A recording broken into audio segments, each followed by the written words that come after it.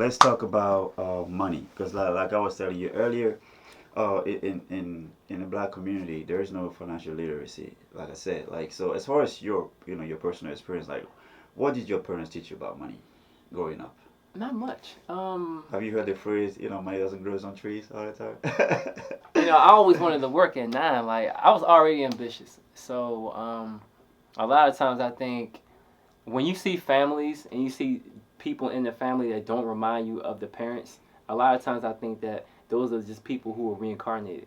Like they don't act nothing like nobody. Man, I don't know where they get this from. Like I just automatically got ambition. So if I got ambition and they are not ambitious around me, where am I getting it from? There's nothing in my life that told me to do it, even though I was going through so many struggles. To answer that question, no, they didn't. In fact, we essentially pay our bills based on how our parents paid their bills, and that's kind of what I try to stay away from. And then I got tied into it by getting credit cards and stuff, and but it was music related. Everything I've ever did debt related has been music. I never went into debt for clothes, none of that dumb shit. It's always the dream. And not understanding what I was doing per se, I knew I didn't want a lot of debt, but you gotta have good debt and bad debt. Yeah. So I learned a lot. I'm a late bloomer. I learned a lot later on in life about financial literacy, man. I think this climate now, a lot of us are going to learn about it. It's too many teachers, too many, leaders out there who are teaching that. So, for you not to be financially literate is almost like I'm like, it's everywhere, man. It's everywhere. Okay, so when it comes to like you're saying, your goal is to get to a certain amount of money by the end of the year. Mm-hmm. So once you get that money, like what are you planning to invest in? Like Real estate. uh, okay, Real and then the estate. other asset, right? You got the business, you got the paper asset, and then the commodities, the gold and the silver. Like, have you ever thought about those? Yeah, yeah, yeah. But I Oh, mean that's kind of jaded because whatever you whatever resource you buy titanium is not going to be exactly that. Think about it. Like there's a company in LA that I want to buy some gold bricks from, and when I think I'm like, how can this company have gold? It doesn't make sense. They're not selling me gold, probably. They're selling me copper. They're selling me whatever they tell me is gold. The true gold is in these countries. The true resources are in these countries as to why there's wars, as to why there's natural disasters, and why they're disenfranchised people and why they want to control those particular resources. So when you look at it from that standpoint, it's all a game. We would literally have to go to our own indigenous land yeah. and find some resources, and then that's when you become rich. Like I understand what it's all about, so I'm not chasing money. But I do plan on taking that money, getting into real estate. There's a company called Royalty Exchange where I can buy into other artists' royalties. So I'll be sitting right next to Kendrick Lamar or wherever the fuck it is, and we just kicking it, and I own some of the in catalog. You know what I'm saying? Like that's where I want to be on that level of CEO-manship. Just like what Nipsey was, like you can't even put him on the same level as an artist. When you bossing up, it's like with Jay, you own things you touch. You just move a little different, and you don't have to really make a hit or none of that matters. It's all about owning what I touch. Understand there's other aspects out there I can invest in. So music royalties is one thing. Real estate, tech. I got some tech ideas. Um, I plan on getting into the food business. Okay. Not necessarily restaurants, but you know the health conscious food. Like I'm working on a tea startup with a partner of mine called Teach Teas, and I want to get into like toilet paper, things like that, things that are colorblind. Like you don't know I own it, but you're Okay. using it. Napkins. You know what I'm saying? Like I'm thinking about that. Straws, socks. You know what I'm saying? Like not necessarily like cars and shit Yeah. and I mean, shoes. if like you said, right? I watch Shark Tank a lot, and what you just named, those are the stuff that come through Shark Tank. Socks. And I've worked for at Costco for 12 years. The most thing that we used to sell over there is toilet paper. It's You know deep. what I'm It's saying? deep. Like Yeah, it's deep. Costco make a lot of money selling toilet paper, bath tissue. You see Any what I'm chicken. Yeah, saying? yeah. So Those yeah, little things that you're not thinking about, those are the things they're making billions of dollars off. So as when you get to the point where you make a lot of money, what any idea of any philanthropy, or any yeah. hope for any philanthropy, and Yeah. what would that be? I'm probably gonna take FYD, which is why I named it FYD Entertainment. I'm gonna get into movies. Even now, I do a little acting. I did I had a little part in this TV show called Copycat Killer. Excuse me, but I'm actually working on my own content and putting out independent films. That's what I want to do. But I want to take FYD Entertainment and make not really a boys and girls club, but I guess you can call it a nonprofit, something that gives back. and I also plan. Once again, I'm not gonna go into detail on here because I'm training myself not to go into detail about certain things. But just know it's gonna be real estate related.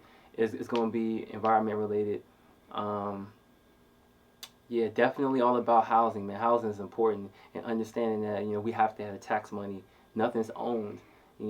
Everything is borrowed. We don't own anything. So real estate, man, is so big, man. Real estate, man, it makes the world go around, man. So that's really one major thing that as far as philanthropy. But I mean, as far as philanthropy, giving back, I'm always gonna be doing that.